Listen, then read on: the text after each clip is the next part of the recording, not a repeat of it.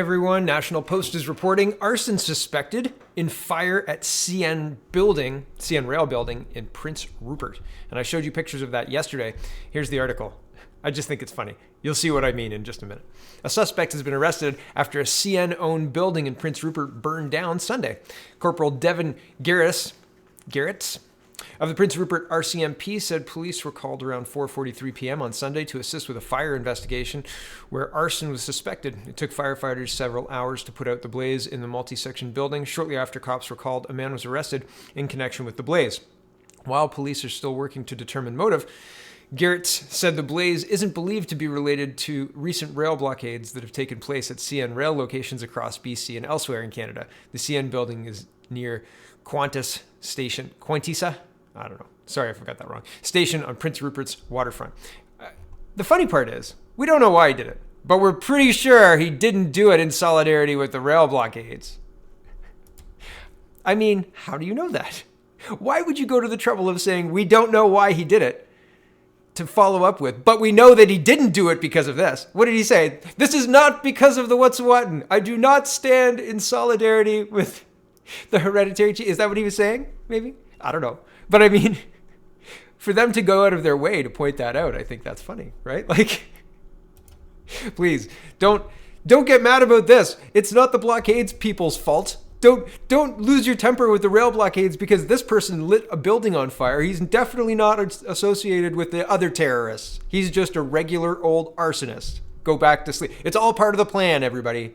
Just don't worry about it. We've got this. Like, I think that's how dumb they think Canadians are. And by and large, I mean, while people are upset that the rail blockades are happening, I think by and large, people are kind of buying the lines, right? Like people are talking about hereditary chiefs like they have some authority here. The reality is they don't. And there was a recent court order that said, no, they don't. These permits are in place. These pipelines are going forward. They don't have authority. Why are we pretending they do, right? And I mean, I talked myself into the Wet'suwet'en thing here because clearly these guys, no, they weren't involved in that. They wouldn't do that. Not these guys. They just lit a building on fire.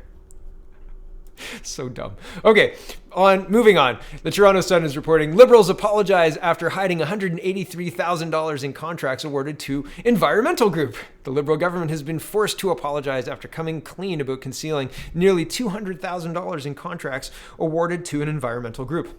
According to Blacklock's reporter, Natural Resources Minister Seamus O'Regan said he was, quote, deeply sorry after the omission was discovered by a Conservative MP from Alberta. I've actually never heard Mr. O'Regan speak, so, like, not notably. I haven't watched him and thought, oh, he's got a notable voice. So I don't know if he has an accent or anything like that. With a name like Seamus O'Regan, you'd think that he'd have an accent. But anyway, I did the voice really strangely. Anyway, back to the article. I do ramble. I apologize. Okay, back to this.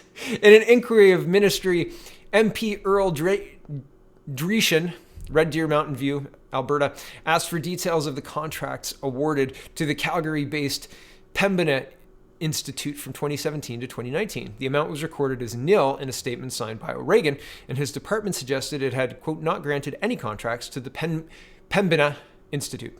But the government had, in fact, paid Pembina $182,958 for contracts in addition to $1.7 million in federal grants. Initially, Liberal MP Kevin Laramie, Winnipeg North, parliamentary secretary to the government House Leader, blasted the complaints as being baseless. Later, O'Regan revealed that his staff had, in fact, made an error in not including the contract money.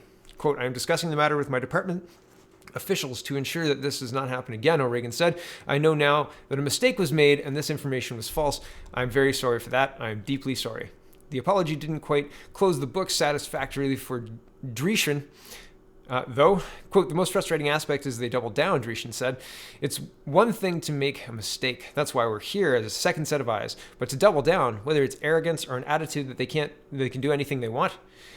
Records show Blacklock says 7 contracts were awarded to Pembina for consulting and research, and all but one below the $25,000 threshold mandating open bidding. So above $25,000, they have to open it up to anybody who wants to bid for the contract. Below 25, they can give it to a specific contractor, right?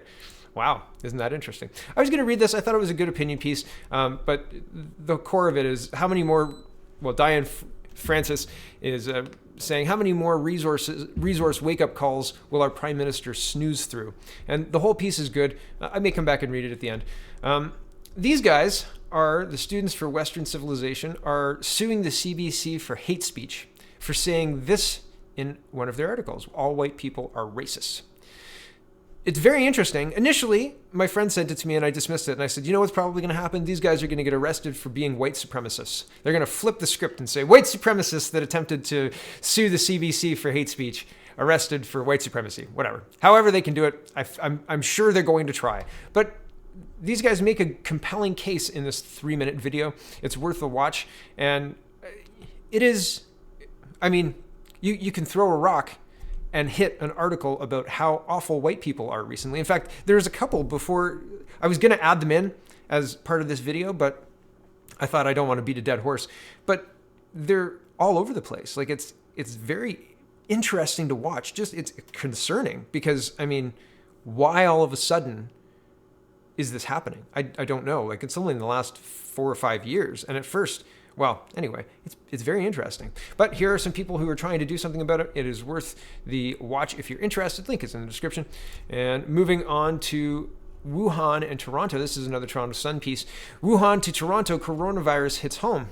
The people in hazmat suits dealing with the contagious coronavirus were not in China or Iran. They were at Yonge and Eglinton. When it comes to concerns of spreading, it's no longer just in Wuhan, but closer to home in Midtown Toronto.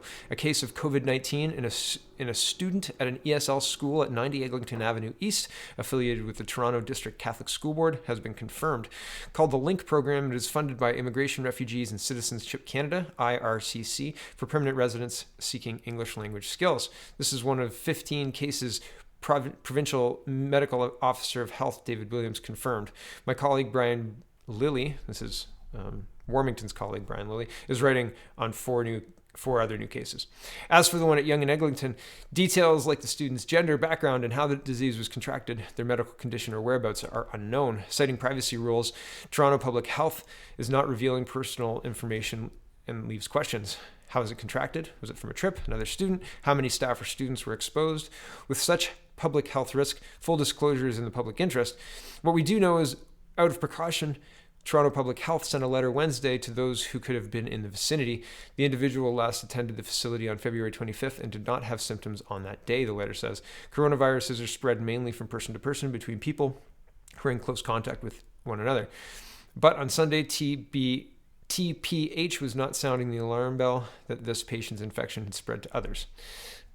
At this time, COVID-19 virus is not circulating locally. Dr. Harveen Shadeva, excuse me if I got that wrong, Associated Medical Officer of Health at Toronto Public Health. The school can operate regularly. We continue to carefully monitor the COVID-19 situation and encourage residents to stay informed by regular reviewing credible information sources such as our website, toronto.ca/coronavirus. This case brings the total of confirmed cases in Toronto to 5. Mayor John Tory said the city continues to advise the risk to the public is low and avoid both complacency or panic. And I just wanted to get to this point to show you, here's the guy in the hazmat suit in downtown Toronto. He doesn't have goggles on. I wonder if that's an N95. I don't know. So interesting stuff. And here's the numbers from yesterday. It's not 10:30 a.m. yet. It's just coming up to 10 o'clock for me. So we've got 15 confirmed, 12 under investigation, and 3 resolved. Although I've heard recently of people having been resolved and then testing positive again. So, which is concerning. Are they contagious after they've had the virus? I don't know. I don't think anybody knows yet. There's lots we don't know about this. So this is an evolving situation that is, well, problematic. Anybody seen the videos out of Iran? Shocking. Shocking. Thanks for watching, everybody. I think Frank Vaughn is covering the coronavirus in a little bit more detail. I'm just touching on it, but there's a lot more to know. And it's really concerning. Just be aware. If this doesn't pop off this week, I'll be surprised, because Iran did. And Italy did, and we continue to allow flights to land from China and Iran. So a lot of these cases are connected directly with flights from Iran. How many cases do we not know about, right? So there's a lot of questions. It's really concerning. Just be aware. Do some reading about it if you haven't. Be proactive, but don't panic. Avoid complacency, but don't panic. Yeah, that's good advice. While I think that this has been horribly mismanaged by the Canadian government, and I think if I was betting all my donuts, I would say that Doug Ford acts before Justin Trudeau acts on something, public health recommendations or something to that effect. I think we're going to see the provincial people act before the federal people. But I don't know. Maybe this just goes away. Maybe this is a blip. I can't imagine that happening. Like just looking at Iran, Italy, South Korea, China, I can't imagine this not having the same impact here. I hope I'm wrong, but I mean, history, those who refuse to look at recent history are doomed to live through it, apparently. And, well, I mean, our government is still allowing flights.